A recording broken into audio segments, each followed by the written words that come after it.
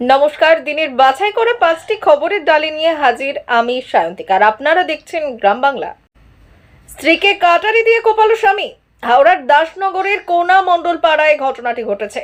স্বামী পঞ্চা রায়ের দ্বিতীয় বিয়ের প্রতিবাদ করাতেই আর এই ঘটনাটি ঘটেছে। অভিযোগ ওই কারণেই দীর্ঘদিন ধরে স্ত্রীর ওপর অত্যাচার করেছিল তার স্বামী। খবর পেয়ে ঘটনাস্থলে পৌঁছয় দাসনগর থানার পুলিশ। তবে হাওড়া হাসপাতালে পাঠানো হয়। স্বামীকে আটক করেছে দাসনগর থানার পুলিশ। ও আমার ছোট মেয়ের ফোনে নোংরা নোংরা ছবিগুলোকে পাঠায়। তখন একে বলেছে যে দেখ, তা এরকম নোংরা নোংরা ছবিগুলো পাঠাচ্ছে, তোরা তোদের মতো বিয়ে করেছিস, তোরা তোদের মতো থাক না, কেন এরকম নোংরা নোংরা ছবিগুলো পাঠাচ্ছিস বলে ওকে যেতে, ওকে আর ওর মেয়েকে ধরে খুব মার মেরেছে। মারার পরে তখন আমরা থানায় গেছি, এখান থেকে মেডিকেল করিয়ে নিয়ে তখন ওতে করেছে, পুলিশ বলেছে যে আপনারা কেস করুন। কেস করেছে, কাগজপত্র জমা দেওয়া এ করা সে করা রেডি করার জন্য, যার জন্য তালে তালে ছিল, ওকে ওই জন্য মেরেছে। ভিনরাজ্যে আলু রপ্তানিতে হ্রাস টানল পুলিশ প্রশাসন।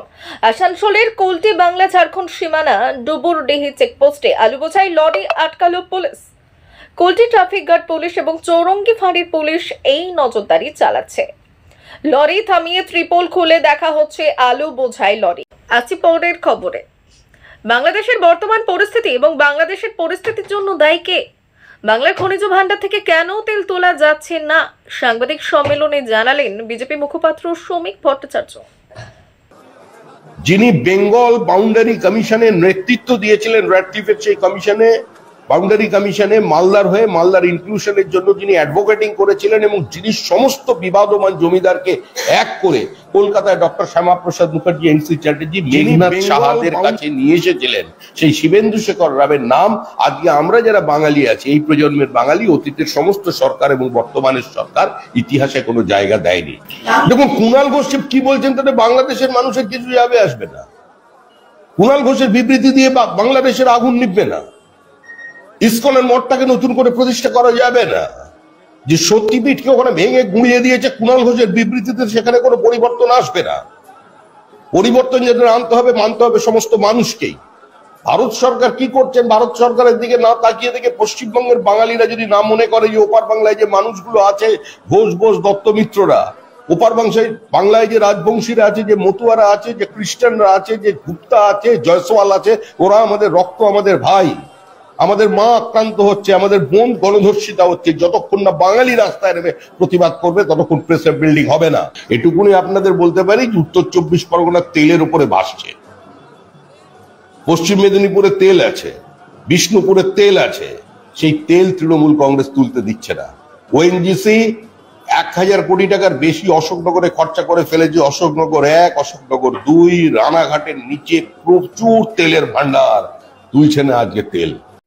আজকে পরবর্তী খবরে 5% কমিশনের দাবিতে কর্মবিরতি শুরু করেছেন ঘাটাল মহকুমার রুটি বেকারির হকাররা। বড়দিনের আগে হকারদের কর্মবিরতির ফলে চরম ক্ষতির মুখে বেকারি কুলি। রুটির যোগানের সমস্যায় চা দোকানিরা। ঘাটাল মহকুমার মোট 15টি বেকারি রয়েছে, কারিগর রয়েছে প্রায় 700 জন। দোকানে না রুটি দোকানে আসছে না। আচ্ছা, চা দোকান মানে রুটির তো একটা ব্যাপার থাকে সকালবেলা। হ্যাঁ, সকালবেলা মাখন তো রুটি ডিম তো তাই না, পাবলিকের খুবই অসুবিধা হচ্ছে। বললো আমাদের এটা মানে কারিগরদের খরচার জন্য। আমি তাহলে কারিগরদের খরচা আমরা দেবো, তাহলে আপনারা কেন বেকারি চালাচ্ছেন? বল না, এটা 1 টাকা করে খরচা মানে দিতে হবে আমাদেরকে। যতদিন আর বিক্রি হচ্ছে, আমি তো বিক্রি কিভাবে দামটা বাড়ালেন?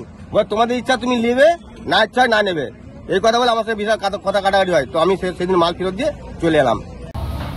সমস্যা বলতে দাদা দেখুন, এখন কমিশন বলতে শুধু অনলি তো ব্রেডের উপরে আমাদের দাম বাড়ানো হচ্ছে, বুঝতে পারছেন। ব্রেডের যে দাম ছিল সেই দাম থেকে যেটা বর্ধিত মূল্য যেটা ধরুন আবার হবে, সেটা অটোমেটিক্যালি কিন্তু ওটা একটা কমিশন অটোমেটিক ওদের বেড়ে যায়। ঠিক আছে, ওনাদের দাবি যেটা সমস্ত মালের উপরে কমিশন বাড়াতে হবে, কিন্তু সমস্ত মালের উপরে কমিশন দাদা দেওয়া যাবে না।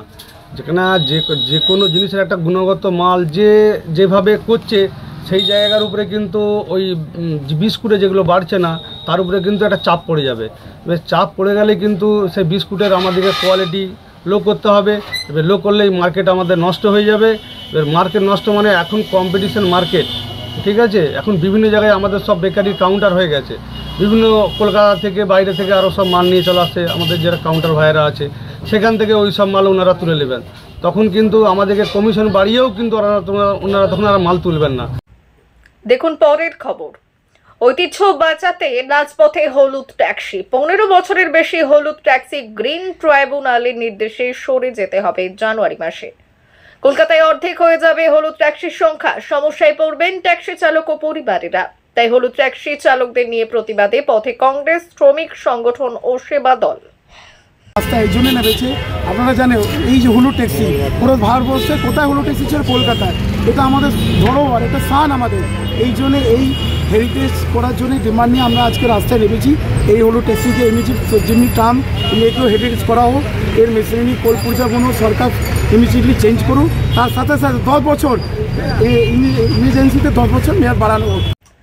প্রতিদিনের সেরা 5টি খবর নিয়ে হাজির থাকবো আমি, আর সঙ্গে থাকবেন আপনারা।